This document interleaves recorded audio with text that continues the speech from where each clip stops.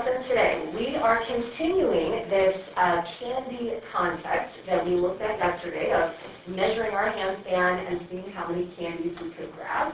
And so our learning targets for today, we're going to be doing a little bit more work with that line of best fit. We're going to be using that equation to help us make predictions.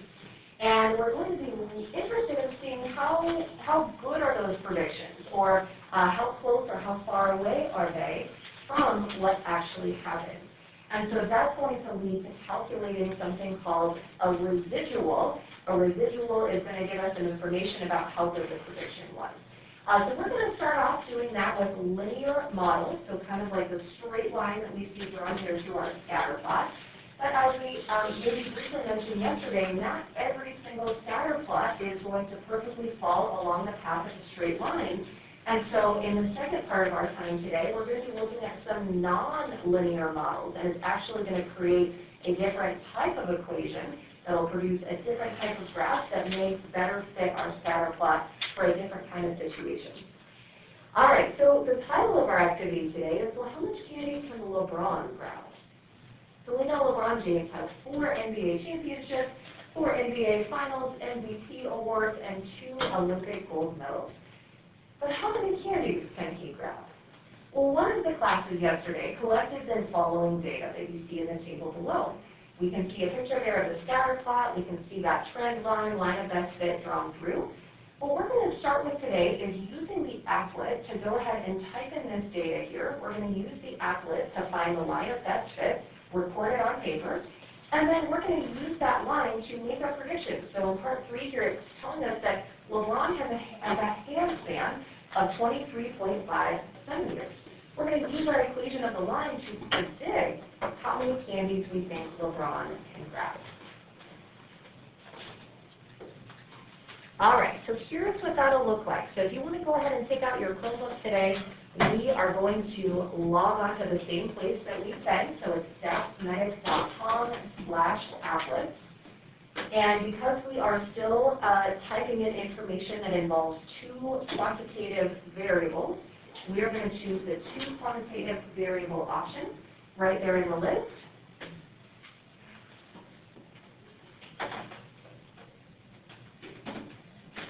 And then we can start to type the data in just as we did yesterday. So we're still going to define our explanatory variable as our hand span in centimeters. And our response variable will be the number of candies grabbed. And just as we listed out the actual data values in the list, we can separate them with a comma, you can separate them with a space. What might be easy is to do all of one. So I'm just going to start typing in all the hand spans. You can do that on your screen as well. And then when you're ready, go ahead and switch over to type in all of your candies.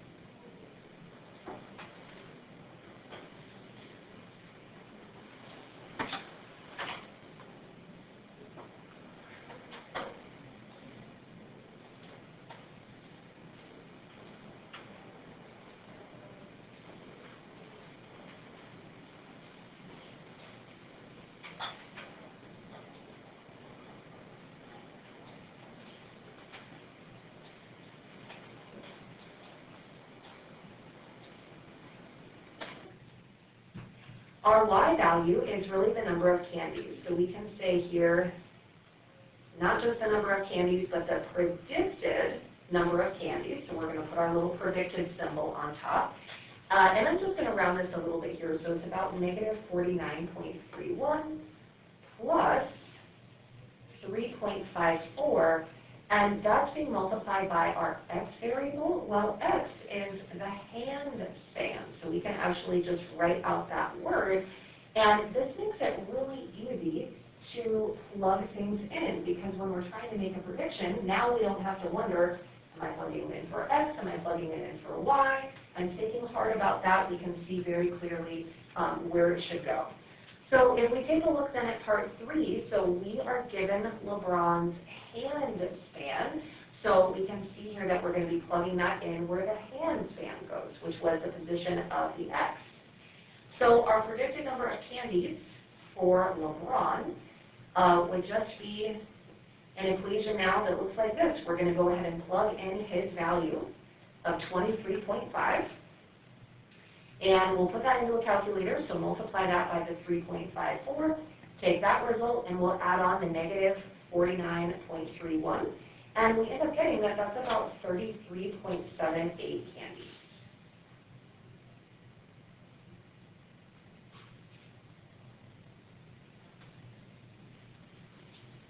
Now that predicted value will also be a point that falls on the line. And so if we look at the line that's wrapped through, and we take a look at LeBron's hand span, it's actually a little bit beyond our graph, so 23.5 would maybe be right about here.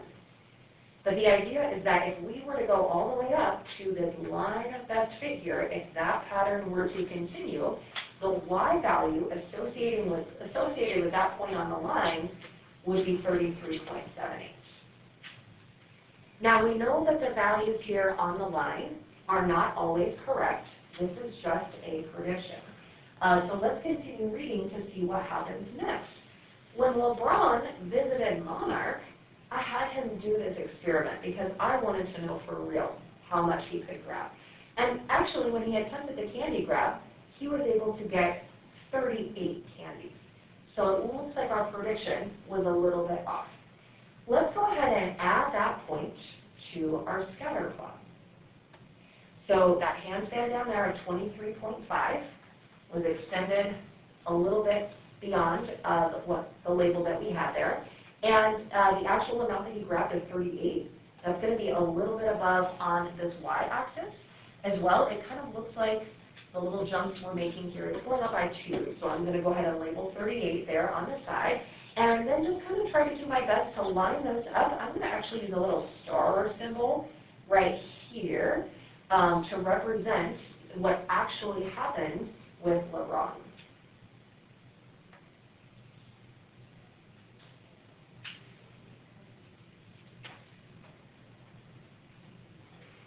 All right, so I want you to take a moment to go ahead and answer part B and C on your own. So part B is saying, well, was this actual value, was it higher or lower than what we predicted, and by how much? And I want you to show your work when you're doing that part C.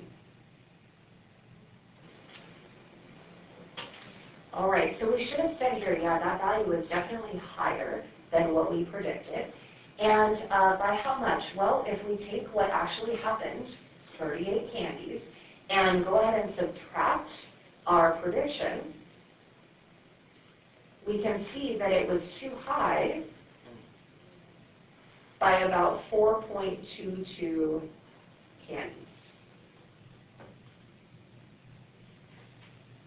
So I want to talk here about the order of this subtraction, because I'm thinking that some of you may have done your order the opposite way around. You might have ended with a negative 4.22. For this calculation here, the order matters. And so what we want to see here in the end result is that because our actual value was higher than what was predicted, we want this end result answer to be a value that's positive. So the fact that that answer is positive is a clue. It's telling us that what actually happened was too high. And so if you have that different colored pen, I'm going to have you go ahead and grab that out. We're going to write a little note off to the side here. That's going to be a little formula for how we're going to determine this distance between what actually happened versus our prediction. So in that different color, I'm going to switch here to red on mine. That value of 4.22 that we just calculated has a special name. It is called a residual. And the formula to find the residual is to take the actual value and subtract the predicted.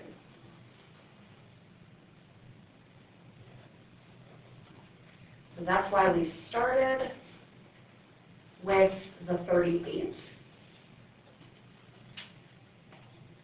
That was what actually happened. And then we're subtracting the prediction. And so again, if that result is positive, that's telling us that what actually happened was higher, and the point on the graph would be above that line of best fit. All right, so we're going to try this again. So in part 5 here, it says, oh, your teacher is now going to measure their handspan. Well, I did this morning, so I came in today, and my handspan was 20 centimeters. All right, so using that, I want you to go ahead and do part 6. Using our equation, I want you to predict how many candies I could grab.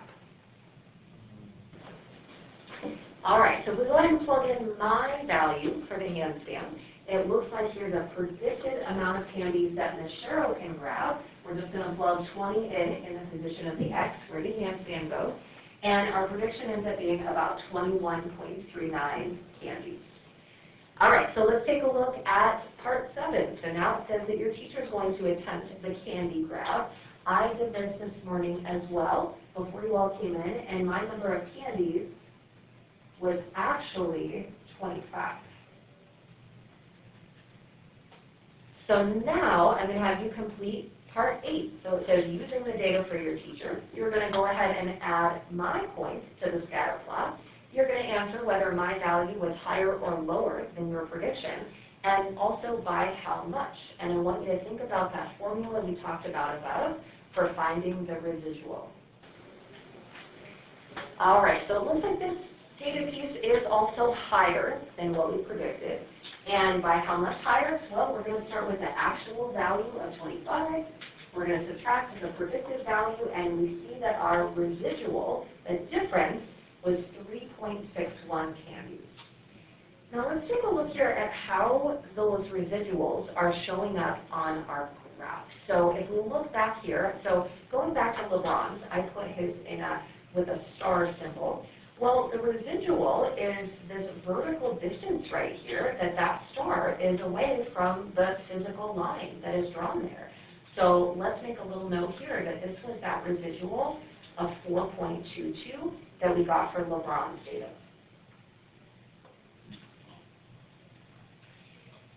And then I went ahead and put my data point right over here with kind of an open circle. And so we can see that that one is also above the line, so it's going to have a positive residual again. And so that little vertical distance away from the point to the line, that is my residual that I had of 3.61.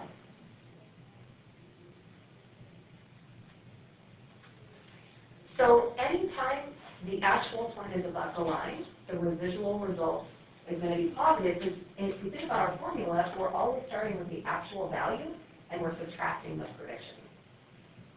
Well, let's talk about the points that are below the line. So I actually have a data point from another math teacher at school. Their data point is right about here. So it ended up being a bit lower than what their predicted value was. Well, if we were to think about doing actual minus predicted this time, the actual was a lower number, it was about 22, and the prediction was a higher number, it was like 26. So if you think about doing 22 minus 26, that's going to bring us into the negatives. And so this teacher had a residual that was close to -4. So I want to just put this one on here as well for us to see an example. It was about -4.0. It worked out really, really close, just to see what happens if we have our points below the line. What do you think the residual would be for a point that is perfectly on top of the line? Yeah, it should just be 0. Yeah, so if the actual is equal to the predicted value, if it's like perfectly right on top, it looks like we have one right down here in the corner, well, if we subtract them, it's going to be perfectly equal to 0. And we don't have that little vertical distance that we are needing to measure. So the size of the residuals of all of the data points overall can kind of give us a measure of how good our line fits the data points or how strong the relationship is, right? So if we have a lot of points with very small residuals, that might indicate that we have a much stronger pattern or a stronger relationship. If we have a graph that has really, really big residuals, it just might mean that it's not as strong of a relationship. Maybe we don't want to trust those predictions as much. So that's kind of some interesting information that this measure is telling us. All right, let's go ahead and turn over to the back.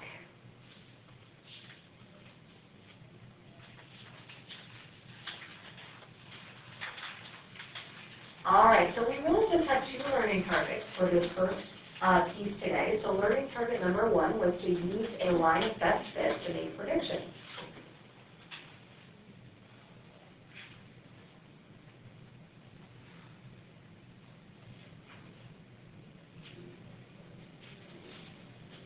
All right, so using kind of our general format for our equation for the line of best fit, all we needed to do to make a prediction was to substitute a value in for x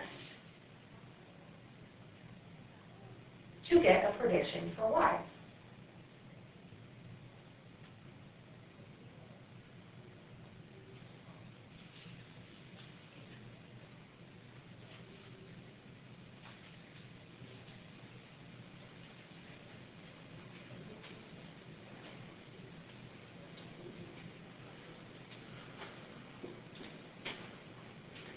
All right, and then our second learning target here was all about the residual. So we saw how we could calculate a residual using a linear model. We're also going to talk here now in the box for how we could interpret that. So putting this into a sentence, what does that residual number mean?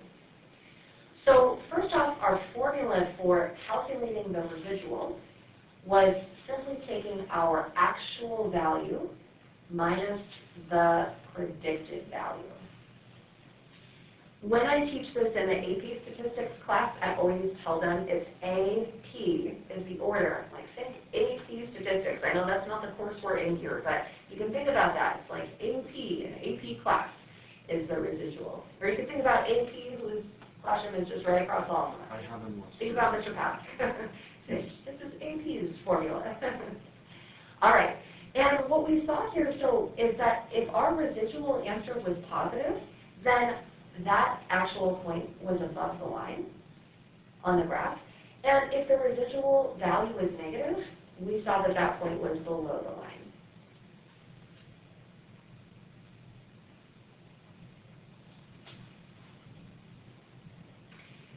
All right, and then what we're going to fill in next is what the interpretation would be.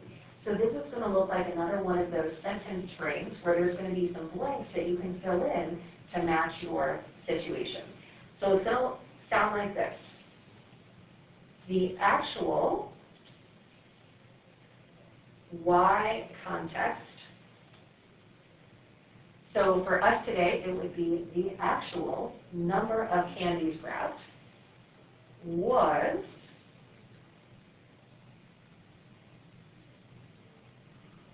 and then we're going to fill in the residual numbers. So like for the LeBron data, we can say the actual number of candies grabbed for LeBron was 4.22 candies. So 4.22 was the actual residual. And then we're going to continue by saying higher or lower. So this is like an either or. So for LeBron, it was 4.22 candies higher than predicted for x equals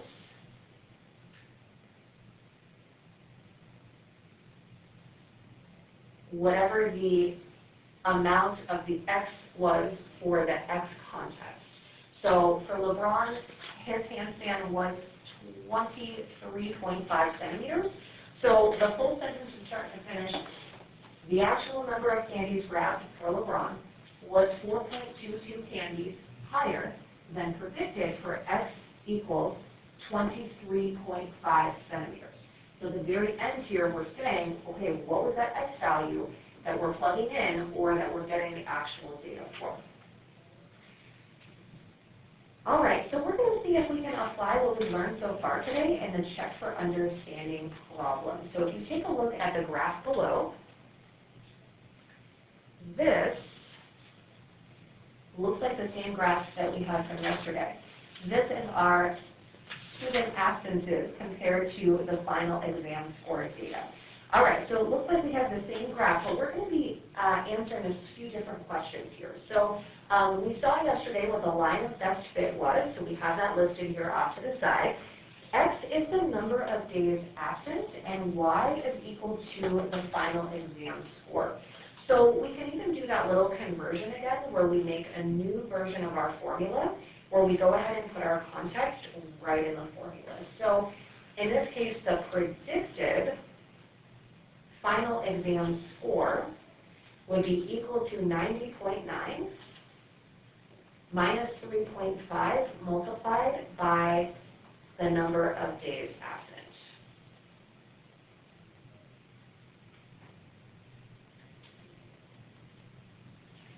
All right, so there's our equation. So there's 4 parts to what you're going to be answering here. It wants you to find a predicted final exam score for a student that has 7 absences. According to the scatter plot, then we're going to see the student with 7 absences, what did they actually score on the final exam. Then in part 3, you're going to calculate the residual for that student. And for part 4, for how many students was the prediction greater than the actual. So that's just another final question you can answer with the graph. So we're going to take maybe about 4 or 5 minutes here to work through those 4 questions. All right, great job. So we're going to come back together just to check in on these 4 answers. So in the first part here, when we're making a prediction for the student that has 7 absences, we're just going to go ahead and plug 7 in for X. We would predict that their final exam score is about 66.4. But then according to the scatter plot, we look at the student that has 7 absences. If we actually go straight up to try to find what point plotted would match with that, we see that their score on the final exam looks like it was actually 75. So we look here on the graph, so this would be the 7 days absent. And if we kind of follow this dotted line up to an actual data point, the one that we're landing on is right here. We'll take that over here across to the side, and we see that their actual score was 75. And we'll see that, yeah, that was quite a bit higher than what the predicted score was. So the predicted score is coming from the location of the actual line that's drawn. So if we look at that point on the line, it's lower, and that's how we connect that with that 66.4 that we got from our equation.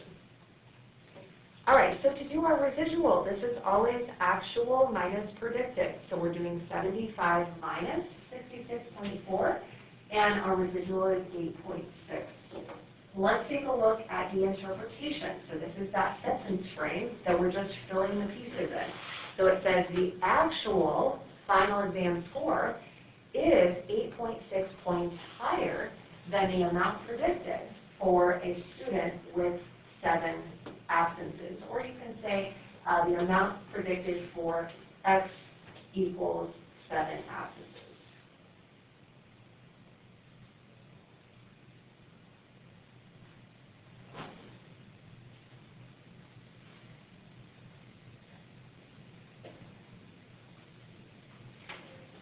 So in this scenario here, our prediction was lower than the actual score. So in part 4, it's now asking us to look at something a little different. It wants to know for how many students was the prediction greater than the actual score. Well, if we look back over here at our graph, the prediction is represented by the line. So in order for the prediction to be greater than the actual score, it has to be higher than the actual score.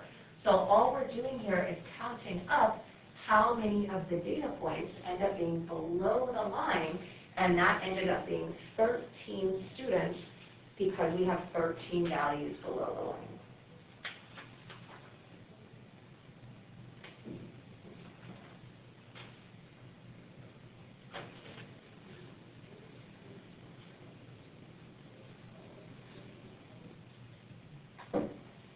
All right, so let's take a look at our next story. So on the TV show The Walking Dead, a disease was contracted that turns people into zombies or walkers.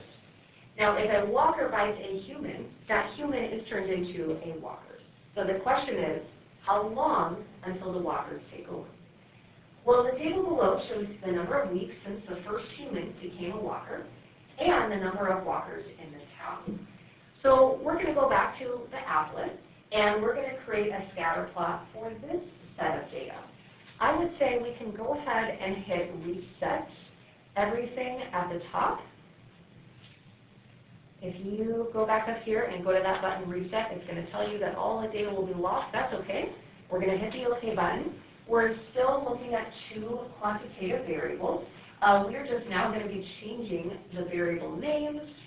In this case, the number of weeks could be the explanatory variable because the number of weeks that has passed could help explain or predict how many zombies we have walking around. So let's take a few minutes there to go ahead and type your data in. And there's a place for you to go ahead and sketch the scatter plot off to the side. So you're going to go ahead and draw what you see. And then I want you to look at answering question 2. So question 2 is asking you to describe the relationship. All right, so we have the applet to help us out on this one, but we did have a much smaller set of data and just a pretty nice grid off to the side with labels already there for our scale. Like we could have thought about even making it by hand and just kind of estimating where each piece would go. Go ahead and keep your applet up because there's one more thing we're going to do with this data before we put that away. But let's talk about the relationship that we see here between the points. So what do you notice? Like what seems to be the relationship between number of weeks and the number of walkers?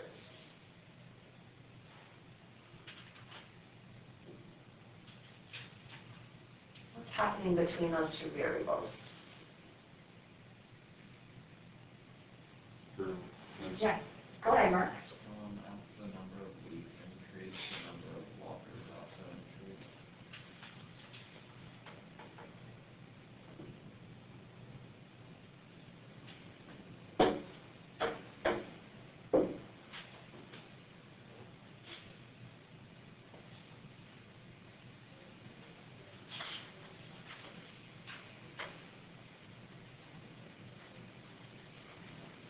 Yeah, so it looks like we've got this positive direction, this positive relationship again, where one variable gets bigger, the other variable is also getting bigger.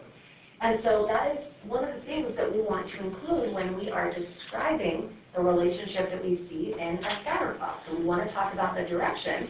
This would be positive. They're both increasing together at the same time. Now, what we're going to think about on this picture is what type of equation, what type of model would help us in making predictions here. And up until this point, we have just only been looking at linear models. That is where we just draw a nice, perfectly straight line through the data. And not that we couldn't try to do that here, but it kind of looks like we have a little bit of a different shape of our graph. Like if we look at these data points down here below, there's not a huge increase from one point to the next. It's not as steep. Compared to later on, it looks like now the gaps are getting higher and higher, and so it's creating like this little bit of a curved shape. If we were to draw kind of what would be a nice sort of trend line or line of best fit, it might end up looking something like this. And because we have that little bit of a curve in there, this line that we've drawn is technically not linear. So linear has to be perfectly straight. There cannot be a curve. And so does this type of graph look familiar? Or do you remember what we might call a graph that has like a little bit of a curve in it where it's slow to start, but then it gets faster and faster and faster later on? Max? Exponential, yeah. So what's happening here is these blockers, these zombies are, the amount is growing exponentially, which really just means that there's not as much change at the very, very start, and then it starts to be bigger and bigger as we move upward and onward. And it's kind of like what happened with COVID, right? We saw some exponential growth with that as well. At the start, there were not too many people that were infected, and so our graphs that we look at are pretty slow to start, and then it starts to spike up as more and more people get infected and the virus spreads. So kind of the same idea here with the zombies. So, well, I'm going to have you actually add in, I really like the wording here on our sentence, but let's add in the term exponentially. And so going back up here, when we talk about describing our relationship, because it is not linear, we can simply say here it's non-linear because it is actually exponential. And that's because we have that big curve that looks like our data is following along that path. Okay, so thinking about that, we're going to go back to the applet one last time here to find an exponential regression model. So this is going to give us an equation for an exponential curve that will try to do its best to kind of fit and match the data that we have. So if we go back over here to, let me find our scatter plot and move it over to another page. Here we go. All right, so we're going to go ahead and scroll down. And notice that there's an option, so underneath the least square regression line button, this is always going to give you your linear equation. It says, well, we actually have some choices. We can calculate some other kind of regression models. And where it says quadratic, we're going to go ahead and click that drop-down box, because it's possible that something could be quadratic if it kind of looks like it's the shape of a parabola. So that could be something like if you were collecting data about a rocket launching and you actually had real-life data of the position of the rocket compared to different points in time, that's when you might choose quadratic. But we're going to go ahead and choose the exponential option because we've kind of identified from how it looks that there's a little bit of a curve. And then we'll go ahead and hit this button here that says Calculate Other Regression Model. And look at this. So if we go back up to our scatter plot, we can see that curved line going through. It seems to kind of do a nice job of fitting most of the data points. But then if we go down here, we can actually see the equation in the box. And there's one huge difference. Actually, there's two big differences in how this looks. So rather than there being a plus sign separating the two numbers, this is a multiplication symbol. So that's one difference. Another difference is that instead of the x being down here, like multiplied by this value, the x is raised up. It's actually in the position of an exponent. That's what makes this equation exponential. It has to do with where the x is. It's still giving us a prediction, so you'll notice that we still have the little y hat symbol in front. All right, so let's go ahead and record that exponential model, the equation that we got from the applet.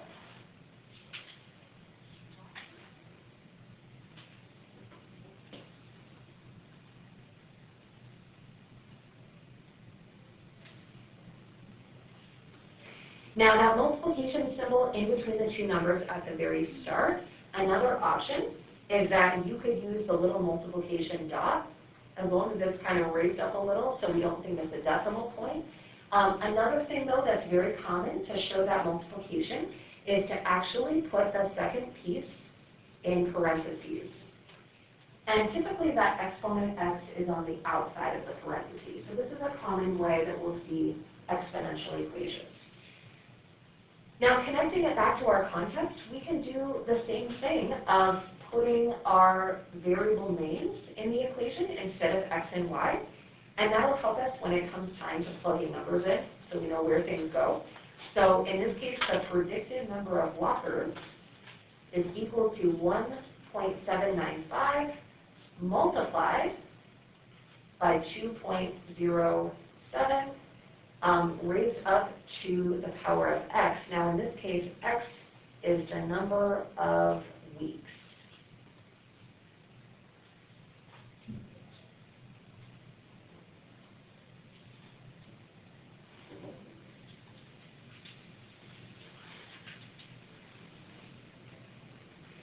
All right, so what we're going to do next now is use that equation to predict the number of walkers in week 2. So because it's a number of weeks that we're wanting to plug in for, we're just going to be plugging a 2 in for our exponent.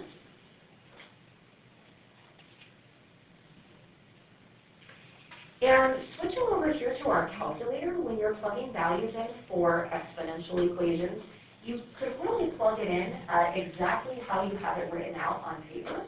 So I'm going to bring up my calculator view here so we can take a look at that. I'm just going to type it in all as one piece. So I'm going to do 1.795 in parentheses, 2.07. I'm going to close the parentheses, and you can use the exponent symbol and then do a 2. Or you can use the square symbol, which is really only helpful if it's squared. If it was any other exponent, you would have to use that exponent key. And we can see that our prediction is that it would be about 7.69 of those zombie walkers on week 2.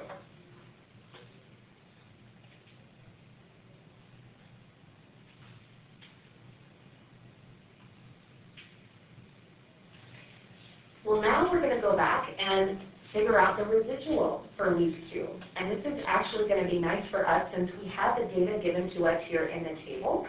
Well, here we can see what actually happened. It says that in week 2, we really had 16 walkers.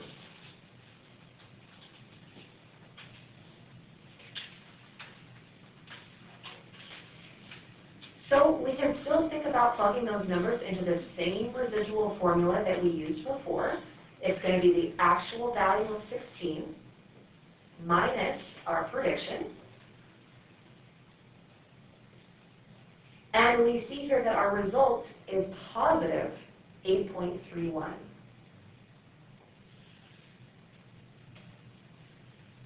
On your paper here, I want you to practice and write down what would be the interpretation.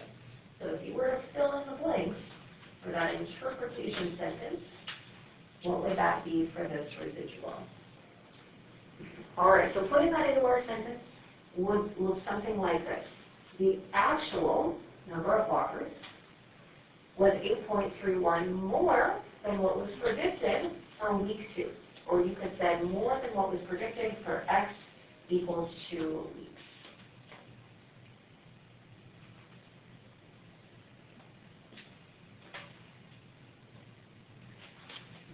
All right, let's take a look at question 6. Oh, sorry, yes, go ahead, Benjamin.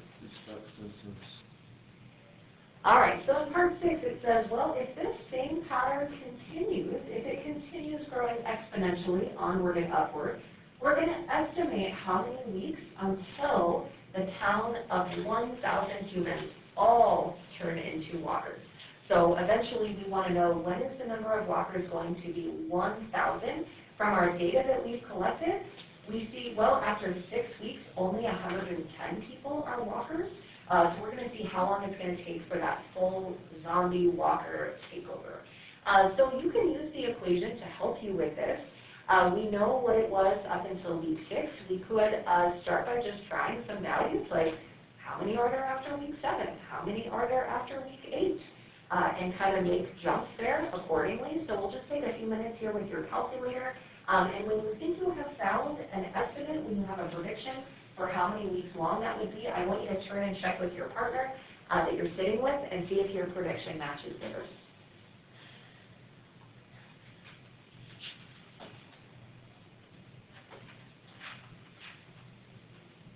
All right, so let's go ahead and turn over to the back side. We're going to finish up with just a few additional notes for the nonlinear models.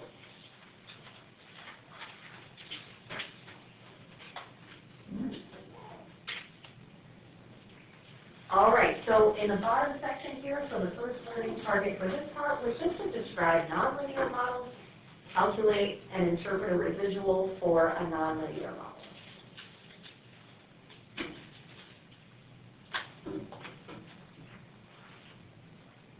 All right, so there's actually two that we could calculate, and the one that we looked at in our activity today was the exponential one, so that's where our predicted y value is given to us, and it looks like this. It's a multiplied by b, so those are just full of regular numbers, and that b is raised up to the power of x.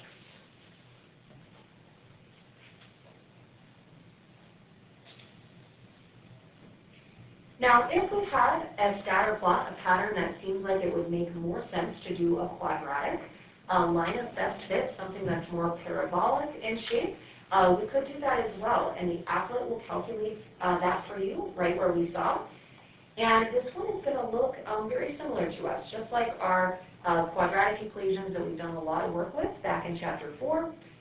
Our equation would end up looking something like this. Now, here's the difference with the quadratic version, is that if you're making a prediction here, you're actually plugging your x value in two positions, right? So you have to plug it in up here. You're going to square your x value, multiply it by the a. You're also going to plug that x value in right here. So it's actually a bit more work when you're plugging a value in if it's quadratic. You can actually still, if you're careful in how you type things in, you could still just type it in all as one thing in your calculator to get your answer. And then the process for finding the residual we saw was exactly the same as what we did if it was a linear model. So it's the same notes as what we saw before. The residual is still the actual minus the predicted. All right, so here's where we're at with time. So we have about 4 minutes left. In these 4 minutes, I want you to go ahead and take a look at and try the check for understanding problem. And just a couple of announcements here with this second packet. This one was a little bit shorter than the first. The homework problems corresponding to everything we've done so far in this little section start on the very next page, page 7. Everything on the front side here, page 7, is linear. On the back side here, page 8, we're going to look at another example of something that's nonlinear. And then we just have some of our SAT questions at the very end. So this whole entire packet here, notes completed, as well as all the homework problems completed, is going to be due at the start of class on Friday. So again, we'll just take a few minutes to look at the check for understanding. That's something you want to make sure you have completed as far as your packet being completed before Friday.